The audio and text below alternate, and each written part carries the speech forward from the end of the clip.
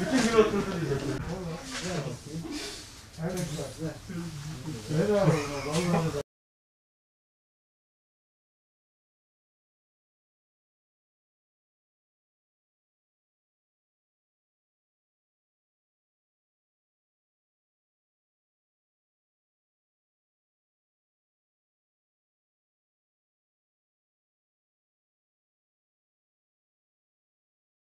2020 yılında Mart ayında başlayan pandemi ve devamındaki korona olayında biz ikinci dönemi kaybettik. Kırtasiyecilere biz yılbaşında sezon vadeli ürünler satıyorduk. Bu sattığımız ürünleri ikinci dönemde hiç kullanamadılar. Bu stoklar ellerinde kaldı ve bir mağduriyet doğdu. Parakendede doğan mağduriyet toptan ve ithalata ekstra gelen 20 Nisan'daki vergilerden dolayı %20 ile %40 arasında artan bir maliyet getirdi. Ağustos ayından sonra okul açılmadığı zaman elektronik eğitim, dijital eğitim, yüz yüze eğitim olmadığı için alışverişler yapılmadı. İlk önce okul kayıtlarında tereddüt yaşandı. Daha sonra okul kıyafetleri ve kitaplarda problem yaşandı. Kırtasiye hiç uzanılmadı. Ve ara ara 2 gün, 1 gün eğitimler yapacağız diyerekten bugünlere geldik ve ilk dönemi kapattık. Şimdi okul sezonunun ilk döneminde kapattığımız bu dönemde biz hiçbir satış ve ticari faaliyet gerçekleştiremedik. Tek umudumuz ikinci dönem başlangıcında dünyaya dağılan aşı ve ülkemizde kullanılacak aşıların neticesinde Milliyetin Bakanlığı'nın vereceği kararla beraber biz diyoruz ki yüz yüze eğitim, %100 eğitim. Ayrıca eğitim kırtasiyesiz olmaz diyoruz. Öğrencilerin okul işi yapan kırtasiye ile ilişkisi kalmadı gibi bir şey. Home office diye evde çalışanlardan dolayı da kırtasiye malzemesinin tüketimi azaldı. Yüz yüze eğitim olmadığı sürece elektronik ve dijital eğitim sadece öğrencilerin ekrana bakıp kalem not tutmasıyla geçiştiriliyor diye düşünüyoruz.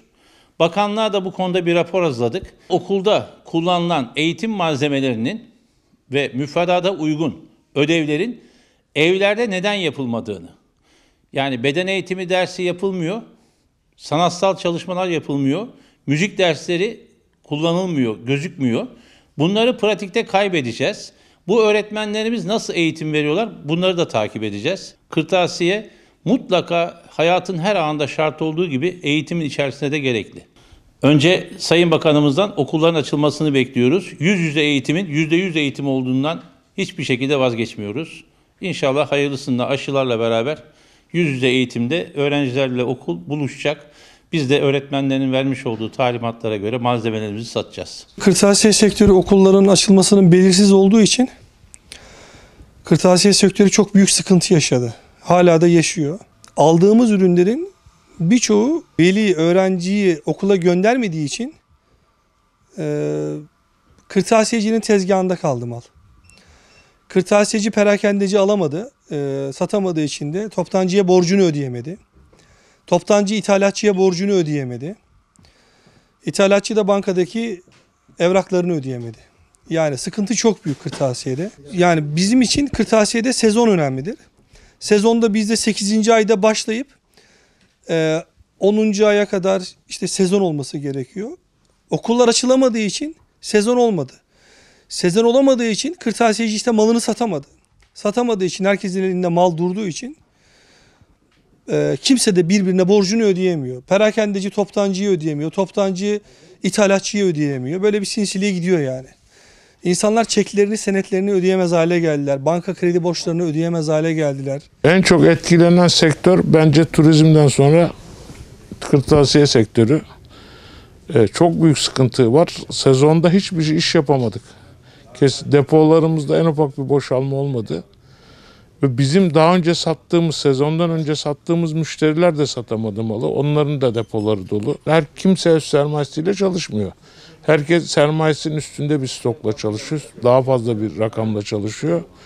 Ama bu sene stoklarda en ufak bir azalma olmadı. Kesinlikle hiç kimse, yani aldığımız malın %10'unu sattık. O kadar belki yani. %20'sini satmamışızdır kesinlikle.